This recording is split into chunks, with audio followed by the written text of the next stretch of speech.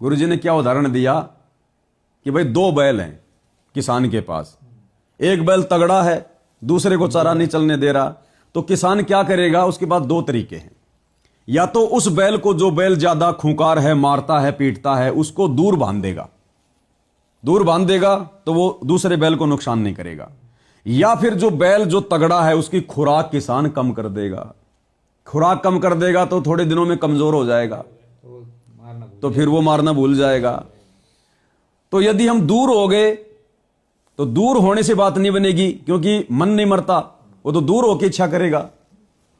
हमने तो विधान के अनुसार चलना है, हमने संयम रखना पड़ेगा, मालिक के विधान अनुसार चलना पड़ेगा। तो हमने वासना को कम करना पड़ेगा, इच्छाओं को कम करना पड़ेगा। नहीं, मन की इच्छा कभी समाप्त नहीं होती कभी भी। तो अब क्या है, और आगे बढ़ना पड़ेगा हमने। अब जैसे हम पूज्य गुरुदेव भगवान को, विशेषकर सभी साध संगति से जुड़े सत्सेवक भाई बहन, संडे को बड़ी भोग की आरती के साथ भोग लगाते हैं। और संडे को माता बहनों की इच्छा होती है कि हम गुरुजी के लिए 2-4 मिठाई बनाएं और कोई बढ़िया बढ़िया आइटम बनाएं अपने भगवान के लिए। श्रद्धा भाव से बनाती हैं माता बहनें, और 4-5 प्रकार के या 10-15 प्रकार के व्यंजन परमेश्वर के आगे रख दिए जाते हैं, भोग लगाया जाता है। फिर हम क्या किया करते थे? फिर भोग लग गया तो भोजन तो खाना ही है। फिर वो भोजन हमारे सामने वो अलग अलग वो परोसा जाता था। कचौड़ी अलग, पकौड़ी अलग, उतना ही एक्स्ट्रा और भी तो बनता था भंडारे में। और एक्स्ट्रा भी बन रहा था। तो सारा आइटम अलग अलग डाले जाते थे, एक एक पीस, 2-2 पीस, जैसे भी हैं उस थाली में। और हम क्या करते थे? हर एक का अलग अलग टेस्ट लेते थे। पहले कचौड़ी खाई, फिर पकौड़ी खाई, फिर नमकीन खाई, फिर बूंदिया खाए, फिर कोई, अब हमारे एक भगत जी हैं जयपुर में, वो तो बताओ मिर्ची की बर्फी बना देते हैं। मिर्ची की कहेंगे, हाँ, सब्जी बनती है उसकी। हाँ, पता नहीं वो काहे की परमल की बनाई, काहे की बनाई तो थी वो परमल की। अब वो हरा हरा लगा तो मैंने सोचा भगत जी मिर्ची की बर्फी बना दी तुमने, बड़े कमाल के कारीगर हो। बताया भगत जी परमल की ऐसे ऐसे बनती है, यूट्यूब पर देखा था। मैंने कहा ठीक है। तो सबका हम क्या करते हैं? अलग अलग टेस्ट लेते हैं। लेते कि नहीं लेते? हमें ज्ञान नहीं था। हम क्या कर रहे थे? वो टेस्ट हम दे किसको रहे हैं? काल को, मन को दे रहे हैं ना। सूक्ष्म रूप में मन अपनी खुराक जमा कर रहा है अलग अलग प्रकार की, वो भी प्रसन्न है, लेकिन हम ठगे जा रहे हैं। ठीक है जी। और इतना ज्यादा खा लेते थे जिसकी आवश्यकता नहीं थी, क्योंकि सारे आइटम एक एक तो खाना ही पड़ेगा। अब उतनी आवश्यकता पेट को है नहीं, लेकिन जबरदस्ती ठूस रहे हैं, खा रहे हैं। संयम नहीं हो रहा ना, भगवान का विधान टूट रहा है। अब क्या करना है भाई बहनों ने? ठीक है, कभी महीने में, 15 दिन में, 20 दिन में या सप्ताह में, जैसे भी आप बड़ी भोग की आरती के साथ भोग लगाते हो, चाहे अपने घर पर, चाहे साध संगति में, क्योंकि नियम तो हर जगह समान रूप से लागू है। अब हमने क्या करना है भाई और बहनों? हमारे भोजन पानी का सिस्टम तो वही चलेगा जो हम रोजाना कर रहे हैं। ठीक है, अगर मैंने एक टाइम खाना तो एक टाइम ही खाना है। अच्छा, ये एक टाइम खाना सबके लिए जरूरी नहीं है। कहीं ये हो जाए कि लो जी ये तो सबके लिए नहीं। मान लीजिए कोई मजदूर आदमी है, बड़ी मेहनत करता है, खेत में काम करने वाला कोई अपना जो है किसान भाई है, उसको तो बड़ी मेहनत करनी पड़ती है। वो 2 टाइम खाओ, सुबह भी खाओ, शाम को भी खाओ। आवश्यकता है नाश्ता भी करो, लेकिन पहले की तरह पेट मत भरो, संयम तरीके से खाओ। जितनी आवश्यकता उतना खाओ कि धंधा करते समय दिक्कत ना हो और भजन करते समय दिक्कत ना हो। संयम से खाओ, भले दोनों टाइम खाओ। और जिसको लगता है कि मेरा तो एक टाइम से काम चल रहा है, तो बहुत अच्छी बात है।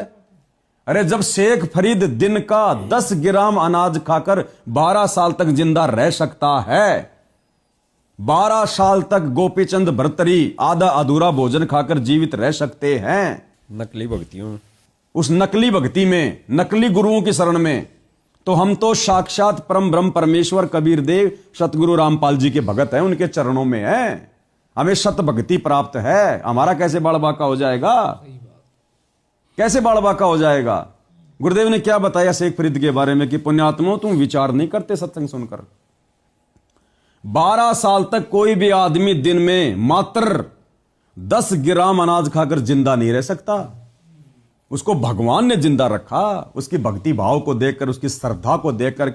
कुएं में शेख फरीद ने कसी मीठी बोली बासा, तुम चुन चुन कागा खा ली और मेरे हाडों पर का मासा। अब देखो कितनी प्यारी आत्मा, परमात्मा के लिए शरीर की परवाह नहीं की, क्योंकि वो भगवान के लिए निकली थी।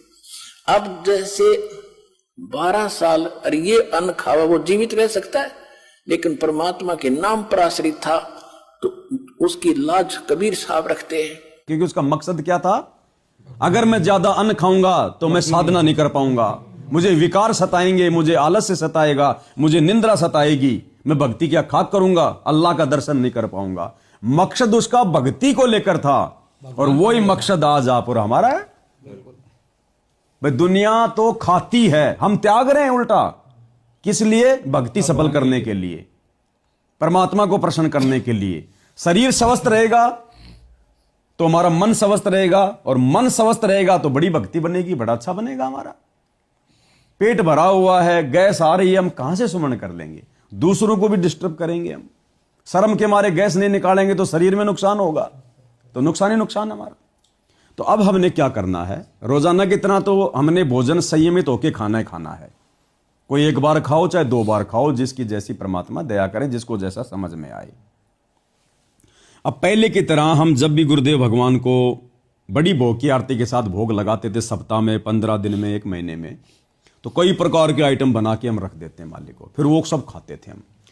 अब सबसे पहले तो हमने ये करना है, भले आप अपनी श्रद्धा अनुसार चाहे 20 प्रकार के आइटम बनाओ अपने भगवान को भोग लगाने के लिए, ठीक है जी, लेकिन एक्स्ट्रा मत बनाओ कि बाद में खा लेंगे एक आइटम। उतना ही बनाओ जितना गुरुदेव भगवान को भोग में रख रहे हैं। अलग से खाने के लिए हमारे पास में 1 पीस भी नहीं होना चाहिए। 1 कचौड़ी बना दी, 2 बर्फी के पीस बना दिए, 4 जलेबी, कुछ भी बना दिया आपने, इस प्रकार से बनाओ केवल गुरु जी को ही भोग लगे, उसमें से हमको अलग से खाने को ना मिले। और जब गुरु जी को भोग लग जाए उसके बाद में वो जो भी भोजन का सामग्री है, चाहे 20 आइटम है, हमने उन सबको आपस में मिक्स कर देना है। एक दूसरे के टेस्ट का पता ही नहीं लगने देना कि कचौड़ी का टेस्ट कैसा है, पकौड़ी का कैसा है, जलेबी का कैसा है। उन सबको हमने मिक्स कर देना है। मिक्स कर दिया, मालिक के प्रसाद को मिक्स कर दिया, सारा सब टोटल। चाहो तो हलवे को अलग रख सकते हो, बाकी सारा रोटी, कचौड़ी, पकौड़ी, सब्जी, सलाद जो भी है सबको मिक्स कर दो, ठीक है। हलवे और में कोई टेस्ट नहीं होता। हाँ, क्योंकि हलवे के अंदर वासना नहीं होती है, ये मालिक का विधान है। हलवे में वासना नहीं होती क्योंकि वह हलवा परमात्मा को भोग लगता है, ठीक है जी। सबका बन गया। और जिस समय हम भोजन खाने बैठे, मात्र प्रसाद रूप में हमने थोड़ा थोड़ा लेना है, केवल प्रसाद रूप में। और जब हम उसको प्रसाद रूप में मिक्स करके खाएंगे तो वो वासना नहीं बनेगी, फिर उसकी वो पापनाशक ही रहेगा। जैसे परमात्मा चारों युगों में आते हैं, बहुत गहरा उदाहरण है, बहुत गहरे उदाहरण देते हैं परमात्मा, लीलाएं करते हैं। क्योंकि देखो, आज से पहले गुरुदेव ने सत्संग नहीं किए। आज से पहले 3 युगों में गुरुदेव ने केवल सत्संग तैयार किए। आज हमें समझाने के लिए, हमें समझाने के लिए उन घटनाओं को जन्म दिया। वो सत्संग परमात्मा ने तैयार किए आप और हमारे लिए, जो आज हमारे काम आ रहे हैं।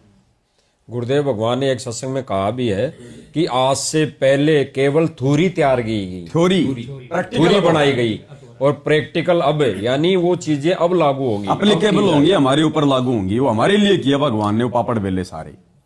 तो जैसे परमात्मा द्वापर युग की कथा सुनाते हैं, पांडवों का यज्ञ सफल नहीं हो रहा था, सुदर्शन जी के पास गए। सुदर्शन के बस की बात नहीं थी किसी का यज्ञ सफल करना, और ना परमात्मा चाहता था कि मेरे भगत के ऊपर भार चढ़े, क्योंकि पांडवों के ऊपर तो बहुत भयंकर पाप था महाभारत के युद्ध का, और जो उनका भोजन खाता था पाप उसके ऊपर लगता। अपने भगत को बचाने के लिए परमात्मा ने प्रेरणा कर दी, वो तो कहीं भगत भाइयों से मिलने चला गया। उधर से भगवान ने उनका यज्ञ भी सफल करना था, क्योंकि मालिक ही सबके कार्य पूरे करता है। तो भगत सुपथ सुदर्शन का रूप बना के खुद कबीर साहब बैठ गए, जो करुणा में ऋषि के नाम से द्वापर में आए हुए थे। उधर से पांडव आए, श्री कृष्ण जी आए, जैसा भी वो कथा हमने पढ़ रखी है, भगवान को प्रसन्न करके ले गए। अब दुनिया को तो वो भिखारी सा दिखाई दे रहा है, सुदर्शन दिखाई दे रहा है, फटे पुराने कपड़े, कई दिन से नहाया नहीं, दाढ़ी बाल बढ़े हुए, पैर में जो है टूटे हुए जूते चप्पल, बिल्कुल ऐसा दिखाई दे रहा। लोग उसको देख के हंस रहे हैं। ये बजाएगा शंख, ठीक है जी। वहां चले गए, परमात्मा को आसन दे दिया गया, बैठा दिया गया। अब द्रौपदी ने क्या सोचकर भोजन बनाया था बढ़ाई करेगा कि आज ऐसे व्यंजन बनाऊंगी ये महात्मा उंगली चाटता रह जाएगा, स्वाद लेगा कि ऐसा भोजन मैंने कभी खाया नहीं। अब द्रौपदी को यह पता नहीं था कि उंगली जब वो चाटी जाती है तो काढ़ लेता है, वो टेस्ट काढ़ लेता है। अब सुदर्शन तो नहीं था ना वहां पर, सुदर्शन रूप में परमात्मा थे, और मालिक के ऊपर तो कोई वासना काम नहीं करती, चाहे कचौड़ी अलग खाओ, चाहे पकौड़ी अलग खाओ, चाहे जलेबी खाओ। लेकिन आप और हमें समझाने के लिए, वर्तमान में भोजन पर संयम रखवाने के लिए भगवान ने वो लीला की। तो द्रौपदी के मन में क्या था कि 10 जगह मेरी बढ़ाई करेगा, और ऐसा भोजन ना कभी देखा ना कभी खाया, और मेरी बढ़ाई करेगा। वाह, द्रौपदी ने क्या भोजन खिलाया। मालिक तो अंतर्यामी थे, उसने बनाया। अंत में परमात्मा ने क्या किया, आवश्यकता के अनुसार, सारे को नहीं छेड़ा, आवश्यकता के अनुसार कि जिससे मेरा पेट भर जाए, क्योंकि वो संयम से भोजन खाता था सुदर्शन। आप और हमारी तरह 2-2 टाइम नहीं लपकता था, वो संयम से भोजन करता था। उसने नियम बना रखा था अपना, अपनी भक्ति के लिए, वैसे नहीं कि मेरा भजन सफल हो, मुझे नींद ना आवे, वासना ना सतावे। वो जो भी भोजन होता था उसके अलग अलग सबको मिक्स कर लेता था, उसका नियम था सुदर्शन का। वही परमात्मा ने की लीला। और उसके 5 ग्रास बना लिए, लड्डू जैसे, मतलब उसके 5 भाग बना लिए कि भैया बस इसमें मेरा काम तमाम हो जाता है। वही लीला की भगवान ने, और 5 ग्रास परमात्मा ने खा लिए। द्रौपदी देख रही थी, द्रौपदी के मन में दोष आ गया ना। अब देखो, इसमें 2 बातें हैं। अब ऐसा करने से क्या होगा, एक तो भोजन बनाने वाले के, भोजन करवाने वाले के जो है वो कर्म नहीं बिगड़ेंगे। भले हम भगत हैं, हमारे घर पे कोई भगत जी आ गए तो हमारी भी इच्छा होती है कि बहुत अच्छा भोजन बनाएं, हैं, बहुत अच्छा भोजन बनाएं, कोई कमी ना रह जाए। तो ये भी हमारी कमजोरी है कि ये मेरी प्रशंसा करे, वैसे ना करे तो भोजन खा के मन ही मन में करे कि यार बहन जी ने सब्जी बड़ी अच्छी बनाई। अरे भगवान ने बनवाई, बहन ने क्या खाक बनाई, तो हमने प्रशंसा भी नहीं करनी उसकी।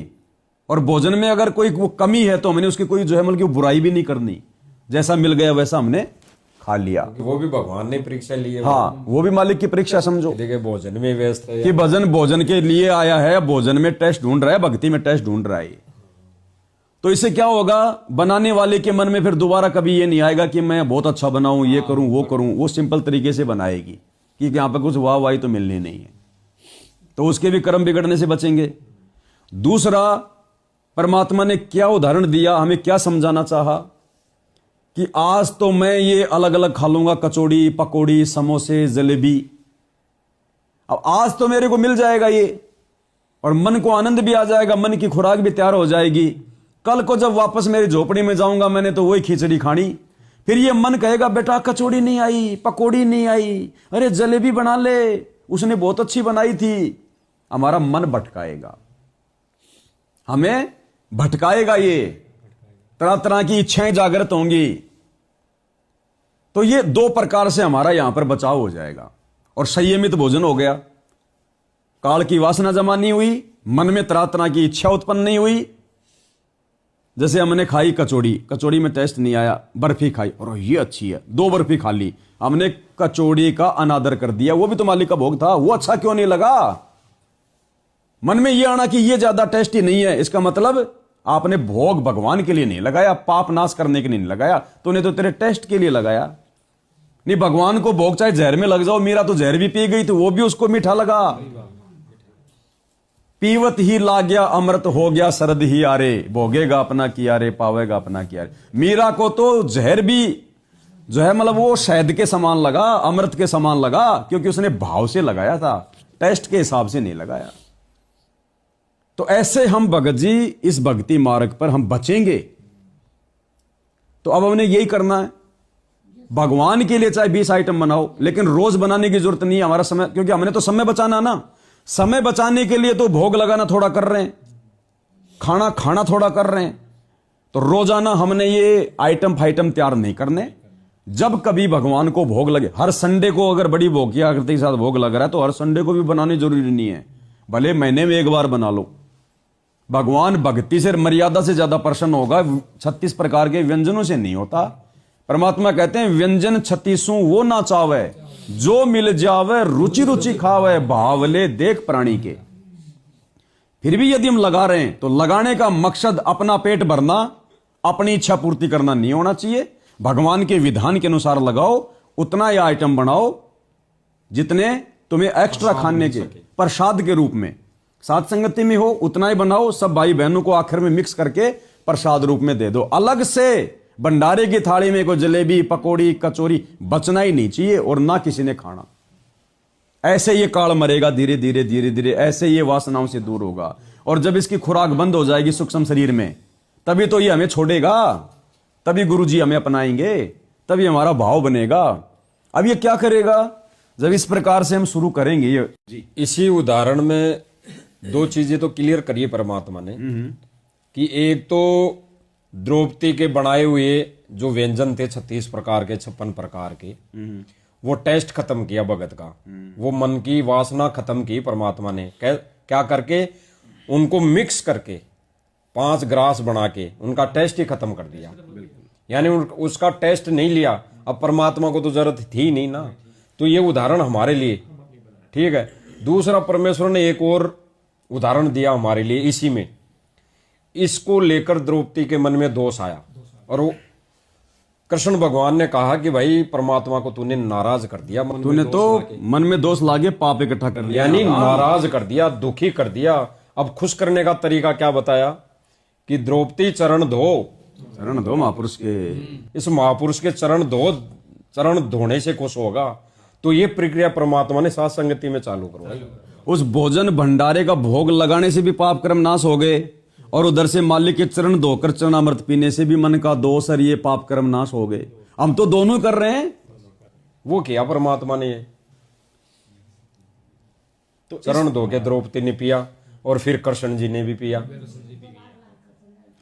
तो अब हमने इस प्रकार से इस भक्ति मार्ग पर संयमित होकर चलना है, हर प्रकार से अपनी आत्मा के कल्याण को ध्यान में रखकर चलना है।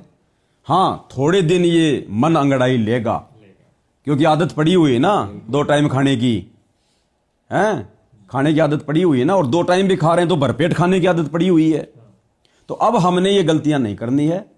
जो 1 टाइम खाना चाहता है 1 टाइम खाओ, फिर शाम का जब टाइम हो जाए तो मन एक बार बकवाद करेगा, रसोई से महक आ रही है या और कोई आइटम देख लिया, तो मन तो दौड़ेगा। मन की तो आदत है हमारे कर्म फुड़वाने की, लेकिन फिर हमने संयम रखना पड़ेगा। और 5-7 दिन जब हम थोड़ा संयम रख लेंगे, थोड़ी हिम्मत कर लेंगे, तो फिर ये धीरे धीरे मर जाएगा कि अब तेरे को नहीं मिलने वाला, क्यों फालतू में अपना दिमाग भी खराब कर रहा है। फिर ये धीरे धीरे सेट हो जाएगा। और नाश्ता अगर बनाना जरूरी है तो जरूरी नहीं है कि सुबह नाश्ते के साथ हलवा बनाओ, कोई जरूरी नहीं है। जैसा नाश्ता परमात्मा ने बनवा दिया परिवार के लिए, सबसे पहले वही भगवान को भोग लगा दो, उसी से अपना बात बन जाएगी। बाकी समय अब ज्यादा ज्यादा भगवान की भक्ति में। अब देखो परमात्मा हमें कई प्रकार से समझाते हैं। काफिर के अंग में परमात्मा क्या कह रहे हैं? वो काफिर जो अणभावत खावे, अणभावत यानी भूख से ज्यादा खा रहा है, टेस्ट के चक्कर में पेट भर रहा है फालतू में, अनाज का जो गोबर कर रहा है। गुरुजी ने बताया वो ढेढ़ आदमी है, काफिर है, नीच आदमी हो। भजन भी भंग होगा, शरीर भी दुखी रहेगा, अंगड़ाई टूटेंगी, नींद आओगी, वासना जागेगी। तो मालिक ने उसको ढेढ़ बताया। वह काफिर अनभावत खाई, वह काफिर गण का गलवाही। वह काफिर जो अनभावत खाई, जो जैसे पहले क्या हुआ करता है, ये जो आपस के नोते कम हो गए, क्या हुआ करते कि दूसरे का नोता होता ना का शादी है या कुछ, उसने भेजा करते 2 अच्छा दड़ी पक्का खावे। कुछ एक लोग सभी नहीं होते थे, तो कहते हैं वह काफिर अणभावत खाई, जो खाम खा सूड़ है। तो कहते हुए भी ढेढ़ आदमी होते हैं जिन्हें अपने खान का बिना बेरा। तो भले 2 टाइम खाओ, लेकिन संयम से खाओ, जो भगवान का विधान कह रहा है, परमात्मा की वाणी कह रही है। और भगत जी हमने इसी प्रकार से धीरे धीरे अपनी वासनाओं को शांत करना है। पहले परमात्मा ने विषय वासनाओं को लेकर सारी चीजें मालिक ने समाप्त करवाई, क्योंकि वो काल की खुराक। अब जैसे आपने जैसे बीच बीच में यही उदाहरण आ रहा है कि काल की खुराक, मन की खुराक, तो कई भाई बहनों को इसका भी पता नहीं कि भाई गुरुदेव भगवान ने तो एक सत्संग में बताया कि तपत शिला पर उस प्राणी को बूंदा जाता है उसकी वासना लेने के लिए। और गुरुजी ने ये भी बताया जो दारू पीता है, मीट खाता है, यानी 36 प्रकार के मतलब अलग से ये जो खाना पीना करता है, व्यंजन मालिक कहते हैं मतलब जिसमें जितनी ज्यादा वासना होती है तपत शिला पर उसको उतना ज्यादा लंबे समय तक भुना जाता है। तो ये नहीं कि यहाँ पे ये नहीं कि मीठा खाना भी वासना नहीं है, मीठे का भी तो स्वाद लेगा वो, तो उसको कम बूंदा जाएगा। तो यही तो खुराक कम करनी है, यही करना मैंने भाई। चाहे मीठा हो, चाहे तीखा हो, चाहे खट्टा हो, वो वासना ही है। और ज्यादा तीखा ज्यादा मीठा खाना वैसे भी शरीर के लिए हानिकारक ही है। ज्यादा भोजन करना वैसे भी शरीर के लिए हानिकारक है। और गांव में तो कहावत है कि ज्यादा खाता आदमी मर जाए, कम खाता नहीं मरेगा। डॉक्टर भी सलाह देते हैं बीमार आदमी को भी, हम तो समझते हैं, बीमार को भी कहता भैया भोजन कम कर, एक टाइम कर, दाल का पानी पी, ये खाली करे कोठा पहले भर रखा तूने। अब तो जगत भी बोलता है कि भाई व्रत क्यों करते हो, भगवान तो हम दिखता ही नहीं है, कि यार पेट का संयम हो जाता है, ये जवाब देते हैं। तो इस प्रकार से भाई और बहनों हमने गुरुदेव भगवान के आशीर्वाद से ये करना है। और दूसरे भगत भाई बहनों के घरों पर हम जाएं, मान लो कभी परमात्मा दया कर दे कोई सेवा है, दूसरे भाई बहनों के घरों पर यदि हम चले गए तो वहां भी भगत भाई बहनों ने इसी प्रकार से, भोजन बनाने वालों ने भी संयम रखना है। ये नहीं कि लो जी भगत जी आए, आ तो खीर बना लो, आ तो दही बड़े बना लो, आज तो हलवा बना लो, पूरी बना लो। उस भगत के आने के उपलक्ष्य में स्पेशल नहीं बनाना, वरना फिर भोग तो लगाओगे भगवान को, फिर वो भगवान को समर्पित नहीं होगा, क्योंकि तुमने भगवान को ध्यान में रख के नहीं बनाया, तुमने भगत को ध्यान में रख के बनाया है। बनाओ तो भी भोग के लिए, केवल भोग जितना ही। हाँ, मालिक को लगाना है तो बना लो, लेकिन किसी भगत के आने की खुशी में स्पेशल बनाना नहीं। जैसा तुम खा रहे हो वैसा ही उसको खिलाओ। और ना हमने वहां जाकर कि लो जी भगत जी ने 4 आइटम बना दिए, खा लो आज, तो आदत फिर ऐसे बिगड़ जाएगी। उसी समय हमने, जैसे आपके घर पर आए, हमने 2 अचार निकाल दिए कि भैया जो परमात्मा ने जो दया करी है वही खाएंगे भाई, सीधा सादा। दास तो यहां तक प्रार्थना करेगा रोटी को चोपड़ो भी मत भाई, रोटी को चोपड़ के मत खाओ, घी की भी वासना जमा हो रही है। और रोटी पर, हाँ, गुरु भगवान को तो चोपड़ के खिलाएंगे, वो ही प्रसाद रूप में खा लेंगे। अपने लिए हम जो बना रहे हैं, सादा रोटी बाजरे की हो चाहे गेहूं की हो, रोटी को भी चोपड़ना छोड़ दो, काल को बिल्कुल मारना है, बिल्कुल। अरे वो घी हम खा के क्या करेंगे, काल की वासना बनेगी और वो गोबर बनेगा। और वो घी अगर भगवान की हवन में डलेगा तो हमारे पुण्य बनेंगे, ज्योत जलेगी भगवान की। सही बात भाई, महीने में अगर हम रोटी चौपड़ रहे हैं, एक भगत के समय कम से कम भी नहीं तो 250 ग्राम घी आ जाएगा। अरे 250 ग्राम की तो 2.5 दिन ज्योत जलेगी परमात्मा की, हमें कितना पुण्य मिलेगा। और वहां खा के हमने उसका गोबर करना है। सत्साई भाई और बहनों, बिल्कुल मालिक की दया, मालिक की मेहर, मालिक की रजा।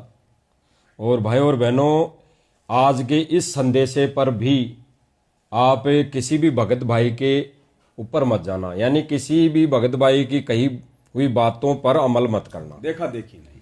कैसे देखा देखी? जो भी प्रमाण बताए गए, कोई उदाहरण दिया गया गुरुदेव भगवान के सत्संगों को लेकर, उस पर विचार करना गहनता से। अन्यथा अगर सोचोगे कि इस भगत ने कह दिया आज तो बिल्कुल ठीक है, तो रह नहीं पाओगे, वो रह नहीं पाएगा। केवल माध्यम किसको बनाना है? गुरुदेव को, ज्ञान को, सत्संग, गुरुदेव को माध्यम बनाएंगे, सत्संग को माध्यम बनाएंगे, तो हम इस विषय पर गहनता से विचार करेंगे और अमल कर पाएंगे, अन्यथा नहीं। क्योंकि भाई और बहनों, समय आता है, वो ठीक का समय आता है, तब परमेश्वर ये दया बगसते हैं, रजा बगसते हैं संदेशा देने की। और बिल्कुल ठीक है, क्योंकि गुरुदेव भगवान ने जो भी उदाहरण दिए पहले, जैसे अभी द्रौपदी वाला जो उदाहरण दिलवाया परमात्मा ने, बिल्कुल सही है। नहीं तो परमात्मा उनको अलग अलग भी जो व्यंजन थे अलग अलग भी ले सकते थे भोजन में, ये उनका मतलब लेके उनका स्वाद भी चख सकते थे। यानी 56 प्रकार के जो भोजन थे उनको 56 बार वो खा सकते थे, लेकिन परमेश्वर ने विधान तोड़ा। किसका? उस स्वाद का, सांसारिक विधान तोड़ा। परमेश्वर ने वो हमारे लिए करके बताया अपना विधान। बाकी परमात्मा को तो कोई स्वादगार उनका वो था ही नहीं जिक्र। और फिर परमेश्वर ने जो मिक्स करके जो हमारे को बताया, जो भी आइटम बने उनको मिक्स करके दिया, तो स्वाद यानी उन व्यंजनों का जो भी तीखापन था, स्वाद था, खाटापन था, मीठापन था, वो खत्म किया।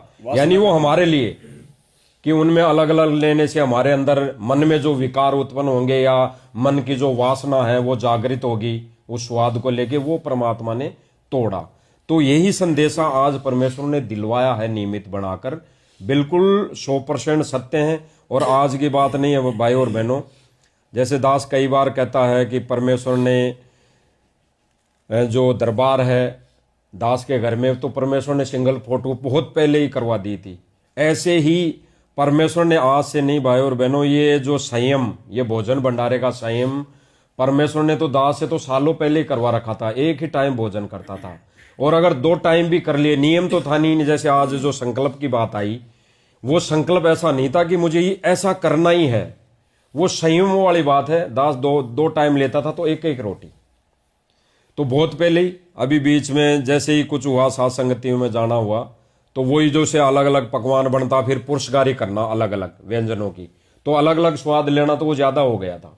ज्यादा होने से दास को भी पता लगा कि भक्ति नहीं बन पाई, सुमरण नहीं हो पा रहे, और भक्ति में मन नहीं लग रहा, खड़ा नहीं हो पा रहा, खड़ा होकर आरती नहीं कर पा रहे, तो वो सारा सिस्टम हो गया था। फिर से परमेश्वर ने फिर वही प्रेरणा की कि भाई ऐसे भक्ति नहीं बनेगी, जैसे पहले भक्ति परमेश्वर ने करवाई, जो संयम रखवाया वैसे वापस करना पड़ेगा। फिर दास ने जैसे संयम रखा है, भगत जी के भी विचार सामने आए, भगत जी ने भी संयम रखा इन चीजों पर, तब परमेश्वर ने वास्तव में ये प्रेरणा की कि वास्तव में भक्ति को अगर महत्व देना है, भक्ति को सर्वप्रथम लाना है, भगवान को सर्वप्रथम अगर रखना है, तो भाई संयम रखना पड़ेगा खान पीन पर। और खान पीन पर संयम रखेंगे तो सारी क्रियाएं, हम इस भक्ति की जो भी क्रियाएं हम कर पाएंगे, सुचारू हो पाएंगे। तो इसमें भाई और बहनों कोई मैनमिक नहीं, कोई त्रुटि नहीं, बिल्कुल 100% सत्य है। अब मानना और विचार करना वो आपके ऊपर निर्भर करता है, आपके ऊपर है, बाकी किसी के ऊपर कोई दबाव नहीं है, प्रेशर नहीं। यहां पर तो केवल संयम रखने की बात है। अगर आप 4 टाइम खा रहे हैं, बिल्कुल 4 टाइम खाओ, लेकिन ये नहीं कि फिर 4 टाइम खा रहे हैं तो 5 किलो अनाज खा रहे हैं हम, और फिर भक्ति नहीं बन पा रही है। जैसे भाई और बहनों साथ संगति का ही ले लेते हैं हम थोड़ा उदाहरण, जो परमेश्वर ने साथ संगतियां शुरू करवाई और भक्ति का विधान बताने के लिए और भक्ति क्रिया सुचारू रूप से चालू करवाने के लिए परमात्मा ने साथ संगति करवाई। इसमें जैसे परमेश्वर को भोग लगाने की जो विधि बताई गीता अनुसार कि भोग लगाकर ये अन्न ग्रहण हमारे को करना चाहिए, तो जैसे ही वहां पर साथ संगति में भी व्यंजन बन रहे हैं, अब तो खैर कम हो गया, बिल्कुल कम हो गया। तो व्यंजन हो गया, सुबह उठते ही नित्य नियम किया, नित्य नियम होते ही माता बहनें रसोई में लग जाती हैं, क्योंकि उनको व्यंजन बनाने होते हैं। तो 10 बजे तक भोजन भंडारा वो व्यंजन बनाएंगी, फिर उसका भोग लगाएंगे, 10-12 बज जाएंगी। फिर दूसरा ये भगत जी, अब माता बहन तो बना रही है भोजन, रसोई में कभी बर्तन खड़ा कर रहे हैं, कभी छूकन लग रहा है, कभी वो आ रही है, बाकी भगत भी बैठकर सुमरण नहीं कर पाते ध्यान से, नहीं कर पा रहे उस शोर शराबे में। किस वजह से कि वहां पे वो जो भी बर्तन है वो माताएं बहनाएं काम कर रही हैं, वो बज रहे हैं, आवाज आ रही है, छूकन लग गया, छींक आ रही है, बिल्कुल नहीं कर पा रहे हैं, मतलब भक्ति नहीं कर पाए। फिर जैसे ही भोग लग गई, फिर रमेणी हो गई, असुर निकंदर रमेणी हो गई, फिर माता बहनें फल फ्रूट के प्रसाद में लग जाती हैं, मतलब 5-7 प्रकार के जो भी लाएंगे फिर उनमें लग जाती हैं, आधा 1 घंटे तक वो बनाएंगी, तो उनका समय यानी वो भक्ति नहीं कर पाती हैं। फिर जो भगत बैठे हैं वो भी नहीं कर पाते हैं। तो सुबह का शाम का नाश्ता तो परमात्मा के दया से यदि हम मालिक से माफी मांग के साइड में कर दें तो ही ठीक है, सुमरण को ज्यादा महत्व दें। फिर भोग लगाते लगाते 4-5 बज गई, फिर संध्या आरती का समय हो गया, फिर संध्या आरती में आधा घंटा वो भोग की मतलब जो आरती की थाली है वो तैयार करने में लग जाएगा। यानी कहने का मतलब है कि ऐसा करने पे सुमरण यानी भक्ति नहीं होना। अभी तक मालिक ने जो करवाया बहुत अच्छा करवाया, हमारा मतलब अभ्यास करवा दिया, लेकिन अब हमने सुमरण को ज्यादा महत्व देना है और विधान को फॉलो करते हुए 1 या 2 समय जब आप भंडारा बनाओ उसी का भोग लगाओ। दूसरा, हलवा राम भी दोनों समय के भंडारे के समय बनाना जरूरी नहीं है। आप चाहो तो सुबह के समय परमात्मा को हलवा राम का भोग लगाओ उसके साथ भंडारे के साथ में। शाम को जो हम भंडारा परमात्मा को दे रहे हैं उसमें हलवा राम बनाना विशेष कोई जरूरी नहीं है। चाहो तो बना भी सकती हो, ना बनाओ तो कोई दिक्कत नहीं है। ये परमेश्वर के भक्ति और विधान और मर्यादा में संयम नहीं हो रहा, ये अपने लिए संयम हो रहा है, ये अपने लिए हो रहा है। भगवान को भोग लगाओ, अगर अपनी इच्छा है तो पहले भगवान को भोग लगाओ, अगर भंडारा बना भंडारे कर लगाओ। अगर सेवा हमारी वही बन रही है जहां पहले हम 2 टाइम परमात्मा को मतलब नाश्ता बना रहे थे सुबह और शाम का, अब नाश्ता नहीं बनाएंगे तो बैठ के भगवान का या तो मतलब सत्संग सुनेंगे या सुमरण करेंगे, तो सेवा तो हमारी वही बन रही है ना। वही है, व्यर्थ की मेहनत बच जाएगी, सेवा हमारी वही हो रही है, सुमरण ज्यादा काम करेगा फिर हमारा। केवल अपने लिए संयम करना है, बाकी तो भगवान के लिए तो जैसे सुबह किसी को जल्दी जाना है तो नाश्ते का लगाए, नाश्ता बनाओ लगाओ, इच्छा तो खाओ लेकिन संयम से खाओ, लगाओ जितना अपन ले सकते हैं। जो परमेश्वर के विधान का अनादर भी नहीं होगा, परमेश्वर की दी हुई यानी अनजल उसका अपमान भी नहीं होगा, तो इतना ही हमें करना चाहिए। बाकी तो देखो सबके अपने अपने विचार है। बाकी जो हमारे को परमात्मा ने दिखाया, बुद्धि दी, जो परमात्मा ने प्रेरणा की, वो पहले हमने शुरू किया बहुत दिनों से, और अब परमेश्वर ने ठीक का जब समय आया तो ये जगह जगह देखा भी, ये भगत जी ने भी देखा होगा, सब ने देखा होगा, दास ने भी देखा कि हम सब इन्हीं में उलझ पुलझ रहते थे, साथ संगति में बस वो बनाने में लगे रहते थे। तो साध संगति तो माध्यम परमात्मा ने कई बार बुलवाया भी है कि साध संगति जो भी होती है कहीं पे भी होती है, कहीं पे भी भगत भाई बहन हम इकट्ठे होते हैं तो वो खाने के लिए नहीं होती, वो केवल भगवान की महिमा करने के लिए होती है। और उसमें केवल अपने संयम यानी शरीर के लिए, केवल उसके लिए हमने भगवान को भोग लगा के जो भी खाना पीना है वो करना है, बस इतनी सी बात है। तो ये परमेश्वर ने बहुत बड़ी दया की है भाई और बहनों वर्तमान समय में, और इस ठीक के समय में जो परमेश्वर ने आज ये संदेशा दिलवाना है और दिलवाया है। मुसलमान धर्म में गुरुदेव ने बताया जो ये रोजे शुरू हुए हैं, रोजे मतलब 1 महीने तक केवल 1 टाइम खाना, तो गुरुदेव ने क्या कहा कि ये नियम तो मोहम्मद जी ने बहुत ही अच्छा बनाया था, 1 टाइम का, इससे भक्ति भी बनती है, 1 टाइम का संयम रहता है, शरीर स्वस्थ रहता है, ये बहुत अच्छा था। लेकिन भक्ति उनके पास में शास्त्र अनुकूल नहीं थी, जिस कारण से वो शरीर स्वस्थ करके भी क्या फायदा किया। तो अब हमें भक्ति सही मिल गई, और अब हम जब ये रोजे करेंगे, अब वास्तविक रोजे तो हम करेंगे, अब भोजन पे संयम करना वास्तविक रोजा है ये, अब हमें इसका भरपूर फायदा मिलेगा। दूसरा एक चीज और है, अब हम भगत भाई बहनों ने डिमांड बिल्कुल भी नहीं करनी कि जी आज तो जलेबी बना लो, आज तो, क्योंकि वो तो कौन करवा रहा, डिमांड है मन करवा रहा है ना, तो मन के अनुसार ही तो नहीं चलना। मन के मते ना चालिए, मन के मते हजार, और ले डूबेगा दरिया में जावे हाथ से छूट, मालिक की वाणी है ना। अब मन के मते नहीं चलना, हमने डिमांड नहीं करनी। और भगत जी आप देख लेना, यदि हम अपनी इच्छा को मारेंगे तो परमात्मा को तो पता ना कि बच्चा भक्ति के लिए इच्छा मार रहा है, वो घर के अन्य सदस्य में माता बहनों में प्रेरणा करके वो चीज कभी न कभी जरूर बनवा देगा, क्योंकि माता बहनें क्या सोच के बनाएंगी कि भगवान को भोग लगाएंगे। तो वो माता बहनें चाहे खीर बनाओ, चाहे हलवा बनाओ, चाहे वो जलेबी बनाओ, चाहे दही बड़े बनाओ, चाहे वो जो है वो लड्डू जलेबी बनाओ, परमात्मा उनसे जरूर बनवा देगा। लेकिन वो बनाएंगी क्यों? भगवान को भोग लगाने की स्थिति से, अपनी इच्छा पूर्ति के लिए नहीं बनाएंगी वो। लेकिन परमात्मा धीरे धीरे फिर सबकी इच्छा भी पूरी करवा देगा, और काल की वासना को भी शांत करवा देगा, और हमारा विधान भी जो है वो बना रहेगा। भक्ति का जो विधान है गुरुदेव भगवान ने हमारे को दिया वो बना रहेगा। तो बिल्कुल भाई और बहनों, ये बिल्कुल जो आज का जो परमात्मा ने संदेशा दिलवाया है भगत समाज को, खास तौर से साथ संगति वालों को, तो बिल्कुल 100% सत्य है। अब आपने विचार करना है, जरूर नहीं कि आज ही हो गया आज ही कर ले, विचार करना, परमेश्वर से प्रार्थना करना। आप चाहे 10 दिन बाद करो, लेकिन पहले विचार करो। जरूर कोई संकेत देगा। केवल इस वीडियो को देखकर जल्दबाजी में कि लो जी भगत जी ने कह दिया, नहीं, भगत जी ने कह दिया, रख दिया, आपने कर लिया, गलत हो जाएगा।